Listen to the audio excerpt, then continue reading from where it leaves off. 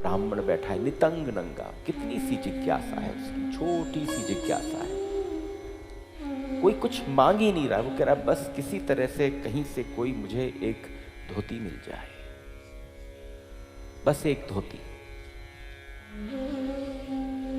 कहीं कोई डिजायर्स नहीं है, कहीं कोई वांट्स नहीं है, केवल भगवान के पास जावे तो सतत उद्योग, सतत लगन, सतत कोशिश, सबके बाद केवल एक ही ध्यान, बस कहीं से मुझे धोती मिले, धोती मिले, धोती मिले। आ गया कोई दानदाता, बैठ गया उसके समीप और उसने पहुंचकर उसको एक धोती प्रदान कर दी। अब भाई नितंग नंगा था, हम तुम होते तो जाते बड़े से आईने के बाहर, पहले छोटो से गुसल खाने में आईना हो तो भाई आईने में पूरा घर सज जाता, और अब समझिए इतने बड़े बड़े शीशा हम सब के गुसल खानन में लग गए, इतने इतने बड़े बड़े बाथरूम में शीशा लग गए, तो भी हम अपने आप को नहीं देख पा रहे हैं। ये कहा जाता था एक छोटा सा दर्पण हो बस बहुत है, कि कम से कम वो तुमको दिखा दे। तो आप समझना भगवान ने पहले से ही व्यवस्था करी, दर्पण तो बाद में इन्वेंट हुए, लेकिन उनसे पहले, सबसे पहले जो चीज प्रस्तुत हुई वो कथा रूपी दर्पण हुई। And let me tell you, before anybody leaves this place, आज जाने से पहले there are a lot of people जो हमें यूट्यूब्स और अलग अलग माध्यम से भी देख रहे हैं। आज तुम्हें जानो ही नहीं चाहिए इस कथा के प्रांगण से, इस कथा के रमते हुए मन में से, बिना अपने आप को देखे हुए। तो किसी दानदाता ने कृपा कर दी और उसकी धोती प्राप्त हो गई। ओहो, उसकी सीमा नहीं रही, उसकी प्रसन्नता की सीमा नहीं रही, उसकी आनंद की सीमा नहीं रही। जो जीवन पर्यंत नंगा रहा हो, जो उसको अपने आप को कवर करने, ढकने के लिए वस्त्र मिल जाए तो कितना प्रसन्न होगा। जीवन जीवन कब का उसका नंगापन समाप्त हो गया। कहीं कुछ था नहीं, शीशा नहीं था, तो बाजारों में जो कांच लगे थे उनके बाहर जाके सजे लोग कहें चल चल हट यहां सामने से। लेकिन फिर वो वापस धोती मिलने के बाद समझना, पहले केवल इच्छा, डिजायर मात्र उस धोती की थी। थोड़े दिनों बाद उसकी इच्छा, लगन, सतत कोशिश, उद्योग, प्रयत्न, सब कुछ एक ही बात पर निर्धारित हो गया, अब बस कहीं से कुर्ता मिल जाए। तो धोती चाहिए थी, धोती के साथ जो उद्योग हुआ, कुर्ता मिल जाए, कुर्ते के साथ उद्योग हुआ। और जैसे ही कुर्ता मिलता है ना, जिस किसी को भी जीवन में कुर्ता मिलता है, उस कुर्ता बड़ा ज्यादा दुखी करता है। मैं 4-5 चीजें ऐसे नाम ले सकता हूं कि कहां कहां पर कौन कौन सी चीज हर युग में परेशान करती आई है। हिरण भी हर युग में परेशान करता है, राम को परेशान किया,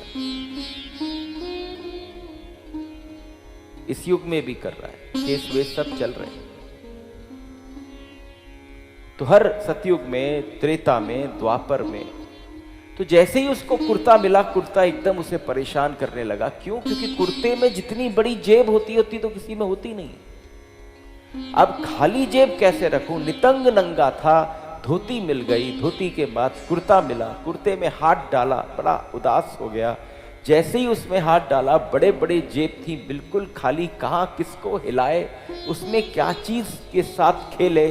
थोड़ी देर के बाद उसने और अपना भिखारीपने को बढ़ाया।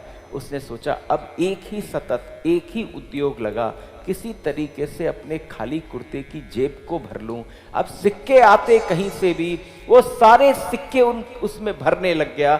थोड़े दिन बाद जब सिक्के वजनदार हो गए तो उसे डर लगने लग गया, और जब डर लगने लगा तो उसने कहा नहीं नहीं, अब तो छोटी मोटी एक फूस की कहीं कुटिया मिल जाए। उस कुटिया को लिया, बनाया, छोटी सी जमीन थी, उस जमीन पर लेट गया, फूस की कुटिया के ऊपर।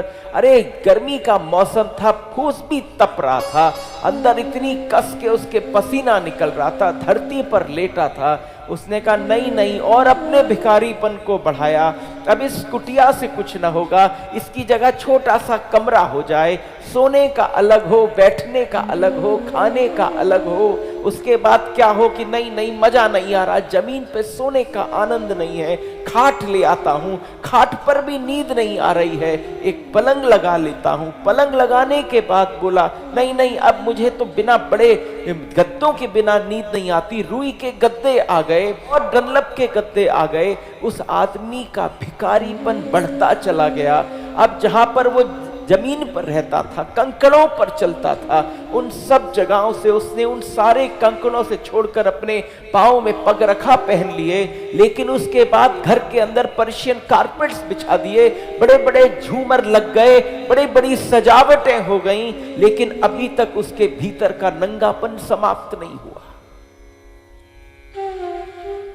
दर्पण है, कौन दिखा?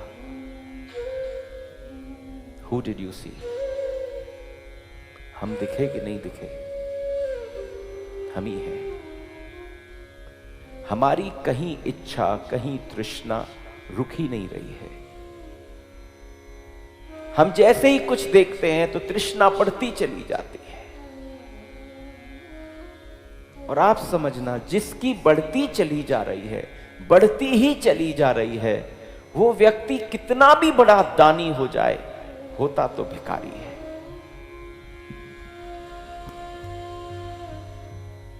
तुम कहीं बहुत बड़े सेठ बनकर पहुंच जाओ, लेकिन उस जगह पर जब तुम बांट रहे हो, तब तुम समझना अगर तुम्हारे उस बांटने में कोई कैलकुलेशन है, कोई विचार है, वो विचार ही बता रहा है कि नहीं तू दानी नहीं है, तू भिखारी है। और अगर ये थॉट आपके अंदर प्रवेश कर जाए तो आप समझना दान देने का ढंग बदल जाएगा, प्रोसेस बदल जाएगा। क्योंकि जहां आपने सोचा देने के बाद अब आएगा कैसे, इतना मैंने दिया है अब इससे वापस कैसे अर्न करूं, तो आप समझना हमारी वही वृत्ति भिखारीपन की प्रारंभ हो जाएगी। तुम बाहर से साज सज्जा कर लो, सजा लो, सब कुछ सुंदर तरीके से सजा लो, लेकिन अंदर जरा भीतर एक बार देखो, कितने भरे हो कि कितने खाली हो। और एक और बात है, जो जितना बाहर से भरा दिखता है उतना ही खाली होता है।